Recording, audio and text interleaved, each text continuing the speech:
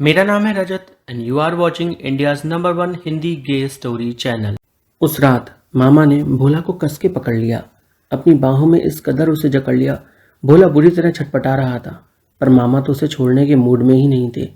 भोला ने चिल्लाने की कोशिश की, उसके होठों को अपने होठों में कसने की कोशिश की। भोला ने अपनी पूरी ताकत लगाकर मामा को कसकर धक्का दिया और उन्हें अपने आप से दूर कर दिया।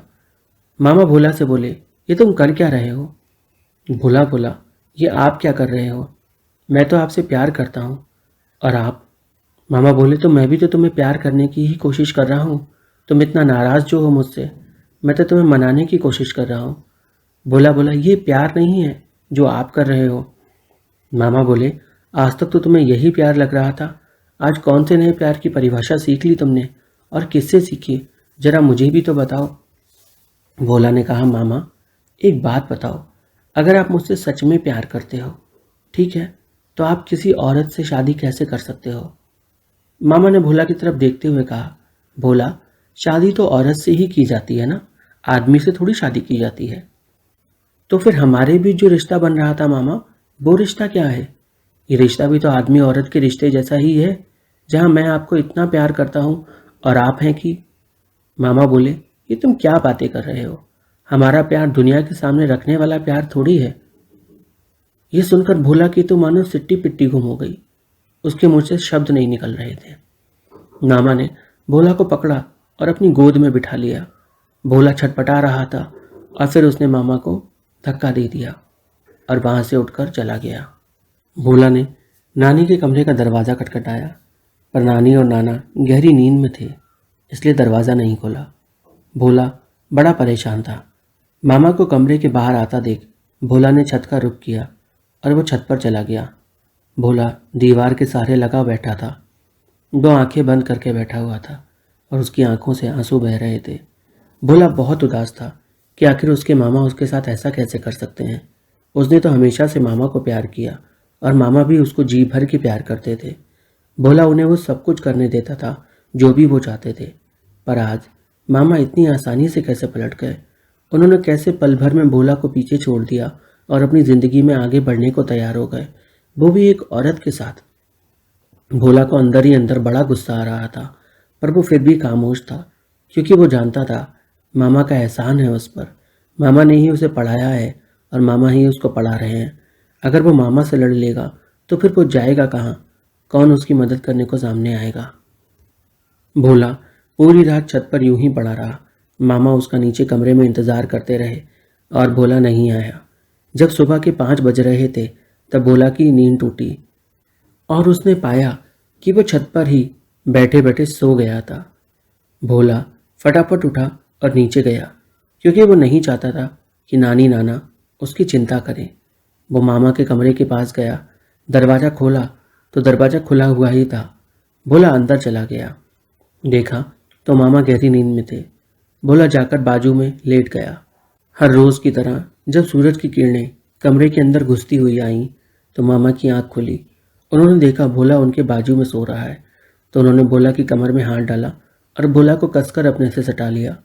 कुछ पल को तो भोला सब कुछ भूल गया था कि आखिर कल बात क्या हुई थी, और मामा ने उसे कसकर अपनी बाहों में कर लिया। वो उसे प्यार करने लगे, चूमने लगे और भोला भी उनका साथ देने लगा। फिर अचानक भोला को सब कुछ याद आ गया और उसने मामा को धक्का दे दिया। ये देखकर मामा को गुस्सा आया। उन्होंने भोला के सर के बाल पकड़ लिए। भोला को बहुत तेज गुस्सा आया और भोला ने उनका हाथ झटक दिया और उनसे बोला, अपनी हद में रहो, आप समझ रहे हो ना? मामा एकदम चौंक गए कि भोला इस तरह से कैसे बात कर सकता है। भोला तो उनसे कभी भी ऐसे बात नहीं करता था। भोला चुपचाप उठा और फिर वहाँ से निकल गया। भोला तैयार हुआ स्कूल के लिए और अपने स्कूल चला गया। नानी जब तक टिफ़िन लेके आई तब तक भोला स्कूल के लिए निकल चुका था। नानी ने मामा से कहा कि स्कूल में जाकर टिफ़िन दे दो।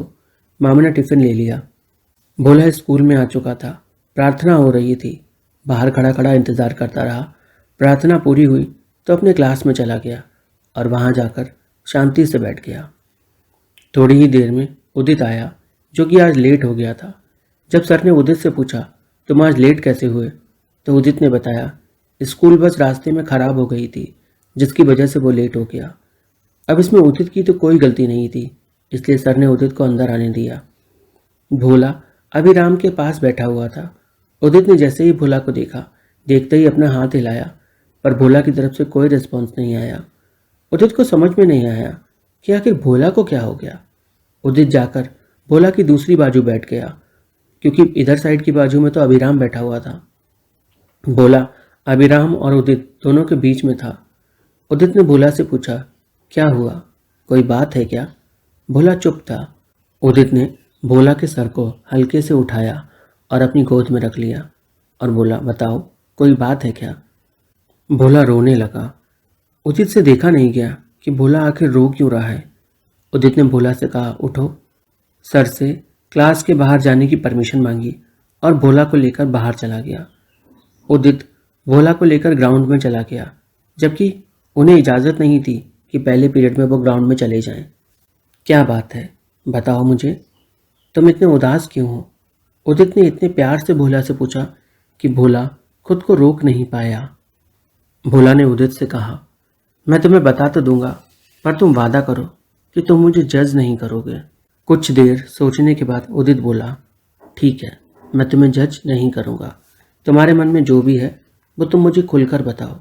भोला ने उदित को बताया कि जब वो छोटा था तब उसके माँ बाप गुजर गए थे और उनके गुजर जाने के बाद नानी उसे अपने साथ ले आई थी, और फिर उसके मामा जो हर रोज़ उसे अपने करीब और करीब लाते गए और उनके बीच एक अलग रिश्ता बन गया, जो कि और मामा और भांजों के बीच नहीं होता।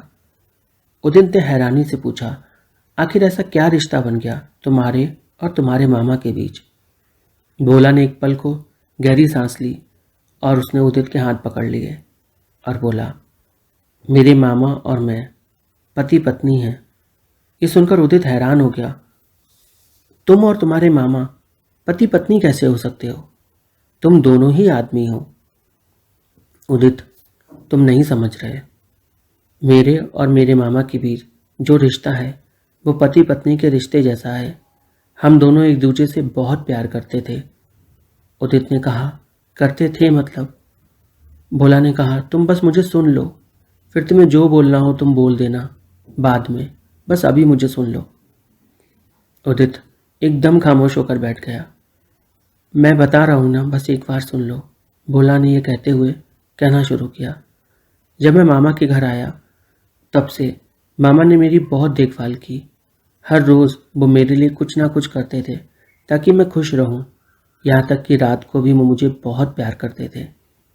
हम दोनों रात में कम ही सोते थे और जब भी सोते थे तब मैं हमेशा उनकी बाहों में सोता था और वो मुझे हमेशा प्यार से जगाते थे। वो हर रात मुझे चूमते थे, मुझे प्यार करते थे, मुझे अपना बनाते थे। और अब कल जब उनका रिश्ता आया एक औरत का जिससे उन्हें शादी करनी है, तो वो फट से तैयार हो गए। उन्होंने एक पल के लिए भी मेरे बारे में नहीं सोचा कि मेरा क्या होगा, मैं जो उनसे इतना प्यार करता हूँ। मेरा तो छोड़ो, उन्होंने उनके और मेरे बीच के रिश्ते का भी नहीं सोचा। मैं कुछ बोलूं? उदित ने भोला से पूछा। हाँ बोलो, मैं सुन रहा हूँ तुम्हें। भोला, तुम्हारे और तुम्हारे मामा के बीच जो रिश्ता बना, क्या तुम्हारे नाना नानी को इसके बारे में पता है? क्या तुम्हारे मामा ने कभी किसी को इसके बारे में बताया? नहीं उदित, उन्होंने तो कभी किसी को नहीं बताया इस बारे में। तो फिर भोला, तुम ऐसा कैसे सोच सकते हो कि वो तुमसे शादी करेंगे? भोला ने हैरानी से उदित की तरफ देखा। तुम ये बोल क्या रहे हो उदित? वो मुझसे प्यार करते थे ना, तो वो मुझसे ही तो शादी करेंगे ना, किसी और से कैसे कर सकते हैं?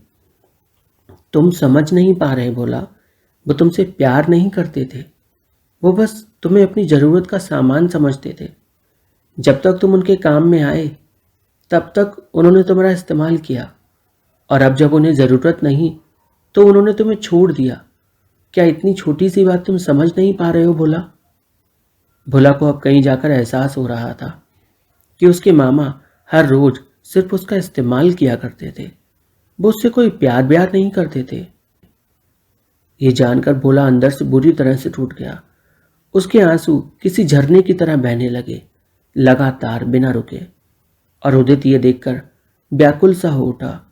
उसने भोला को कसकर अपने सीने से लगा लिया और बोला, तुम शांत हो जाओ, तुम अकेले नहीं हो, मैं हूं ना तुम्हारे साथ। माना अभी दोस्ती को 2 ही दिन हुए थे, लेकिन फिर भी उदित भोला को बहुत अच्छे से समझ के ले रहा था और भोला जी भर के उदित की गोद में रोया। उसके बाद उदित ने भोला को संभाला और उसे क्लासरूम लेकर चला गया। भोला और उदित पूरे दिन साथ रहे। उदित ने भोला को समझाया, प्यार और ज़रूरत दोनों में बहुत अंतर है।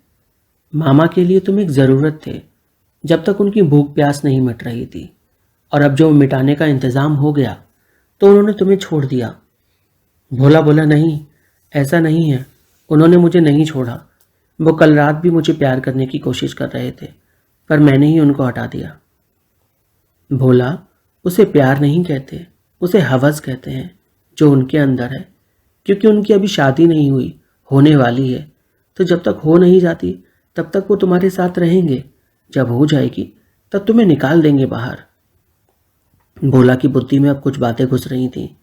उसे समझ में आ रहा था कि वो सच में कितना मासूम है और लोग अक्सर उसकी मासूमियत का यूं ही फ़ायदा उठाते हैं।